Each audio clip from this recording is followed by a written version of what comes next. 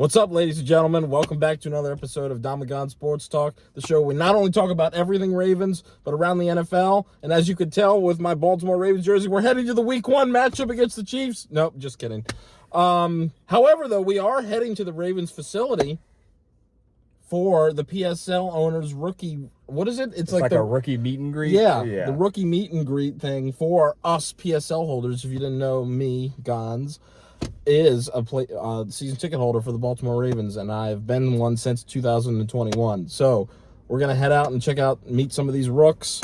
But anyway, as you could tell, no split screen. We're in the same room this time, or car, technically. So why don't we just talk about a little things? We thought this is a perfect opportunity to talk about a little bit of Baltimore Ravens, and, you know, make history on this channel. First in-person stream. Finally. Or it's not. This is technically video, not live. yeah. It'll be a video on YouTube. Yeah. So that's pretty cool. I'm Gons. That's Dom, as you know. And let's get into it. How you doing? I'm good, man. I'm good. It's been a long time since we've reconvened with you guys. It's been a minute. We know a lot has happened. We've had mandatory mini camp. We've had some... even today we've had signings. It's been a lot to go down since we last talked to you guys, since we last predicted the schedule. I'm happy that we are back for you guys doing this video. First in-person video. We've been talking about doing these for a long time, and we finally were able to get in front of you guys. Not bad connection, glitching in and out, just us here straight talking NFL. It's beautiful. Glad we finally were able to get this in, Gons. Yeah, this is awesome. And we should try doing more of these maybe in July, right? Yeah. It's gonna be fun. It's gonna be fun. It's a lot camp. of upcoming things coming up in July. It would be great for us to reconnect. Guys, it's June 20th. In about a month, the Baltimore Ravens will kick off their training camp right at the Under Armour Performance Center, the destination where we're heading tonight. So that'll be awesome. So we're rolling right along in the off season. Mini camp, mandatory mini camp has been there and gone. It's came and gone. Lots of people, lots of good faces that came up. We saw Derrick Henry suit up for the Ravens for the first time in his 22 purple jersey. Oh my gosh, that looks awesome. I don't know about y'all. Lamar was there. He took a few days off, but he was there for 2 practices out of the 5, I believe. A lot of starting vets there. Zay Flowers, of course. Bateman was there as well. Defensively, all the starters except for Humphrey, I believe, and Kyle Hamilton wasn't there either.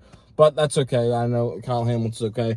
Marlon Humphrey, let's talk about that for a second real quick. And remember when we heard Harbaugh on the podium a few weeks ago, or maybe it was a week ago, I can't remember. He addressed the Humphrey concerns why he wasn't there at minicamp, and he's dealing with a foot injury. I'm not sure if it's the same foot injury that plagued him early last year. If you guys remember, he missed the first couple games of the year with that injury. So hopefully it's nothing bad. Harbaugh assured us that he'll be back in July for training camp. So that's fine. Again, it's mandatory minicamp. You want to see your starters there. But I feel like mandatory minicamp is more important for the offensive side of things, so you can get in sync with some of this. But, well, now that I say that, you kind of want this new defense, because we do have a new coordinator, Zachary Orr, to get his guys on the same page as well. So let's take that statement out. It's nice to see all your starters, but if they're dealing with injuries, you don't want to force them back. I don't know. But I'm not concerned at all.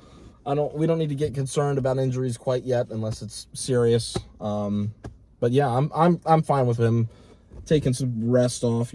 Yeah, I think it's fine. I think it's cool that I'd rather this happen now than during the season, because we all know he's going to be needed during the season. Our schedule is nothing to sniff at. If you guys saw our last video, you know why I say our schedule is not anything to sniff at. But I'm glad that Humphrey's dealing with this stuff now rather than later, because those injuries, like you said, this injury's been nagging him for a very long time. Right. And the more it nags you, the more it's going to get, the more you try to get out there and do that on the field work, the more you nag it, the more it could get irritating throughout those long stretches of the season. So it's better that he's dealing with this now. Like you said, it's great to see the starters out there. Henry looks amazing in that Ravens purple. Yeah. He just looks great in the Ravens purple. That 22, Lamar was handing him the ball off. There was video, man. It's completions. It's really crazy to realize that freaking Derrick Henry is a Baltimore Raven. We're so used to having to try to scheme to tackle him, and now we get to just watch him work, which is beautiful to see on our side of the ball. So shout out to Henry. Man, Bateman. God, I just want to talk about Bateman for a second. We've been hearing a lot of reports of Bateman just showing out. This I'm not aware of, In so practice, please yes. take it over. I mean, Bateman has been performing very, very well in practice so far. Okay. Him and Lamar are trying to build that connection. I mean, that's what we were talking about all last year. Lamar and Bateman getting on the same page, building that connection, because they didn't really have it last year. You saw that Lamar missed him on some deep balls. I mean, it was inconsistent. So it's great to see Bateman out there getting that work in. I mean, he's going to be stepped into a big role this year. You know what I mean? Like he has to step into this role, and I think he's ready, and I'm looking forward to it. So it's great to see him out there. Zay back out there, you know what I mean? It's just he's doing his thing. There's not really much to say on there. I'm really excited to see offensively what Monken is going to do with Likely and Andrews. I think that was my biggest question mark. We've had this talk, yes, and I know we've talked about it a couple of times already because, I mean, you have two big guys who can go up there and get it. You know what I mean? You have two big forces out there who can run great routes and they are jump ball specialists whenever they need to be. So how are you going to incorporate them in this offense?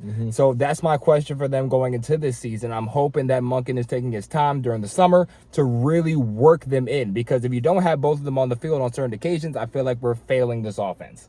That's just me, though. So it's going to be interesting to see that. As far as defensive side of the ball, Wiggins has been out there. Him and Devontae Walker, I've heard they've had a little bit of a rivalry going in practice, which is good to see because iron sharpens iron out there. And, you know, we need that force out there to just get them cooking. You know what I mean? Like You can ask him that tonight if we meet him. I know, right? I'm just Are like, you a so rival that's with good. Tez? Yeah, so that's gonna be fun. That's great though. I'm glad to see. I'm hoping Tez can kind of step into like a wide receiver 3-4 kind of role. I'm excited to see what he can do out there on the field. Wiggins is gonna be a dog, no doubt about it.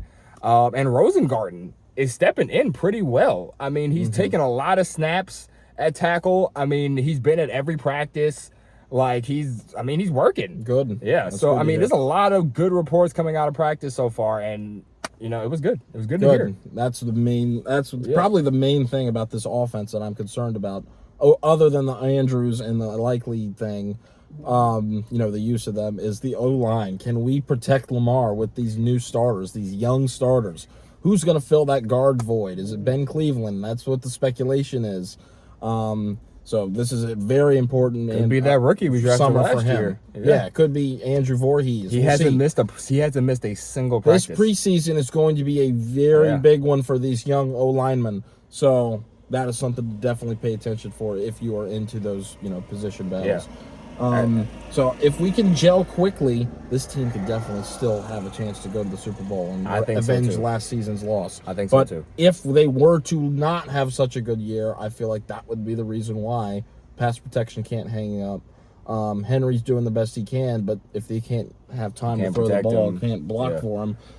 So hopefully that this O-line can gel, because that's a big ask. 3 new starters from last year. The only one still there is Ronnie Stanley and Tyler Linderbaum. That entire right side of the O-line is going to be new. Yeah. So not to say that Morgan Moses was the best player in the world, but he was very solid. He was Mr. Consistent. Yeah. So, I mean, he didn't miss a single game. Yeah. So we'll see who else we got. And we still got some other guys there too. Don't we have oh my gosh, that guy that filled in. We have Salah. No, that's that other tackle, man, that came in during the Patriots game 2 years ago. Oh man, what is his name? Falele. Yeah, don't we still have him? Yeah, I believe we still have Falele. So we got a Falele, lot of people competing. For a spot on the roster. So this will be a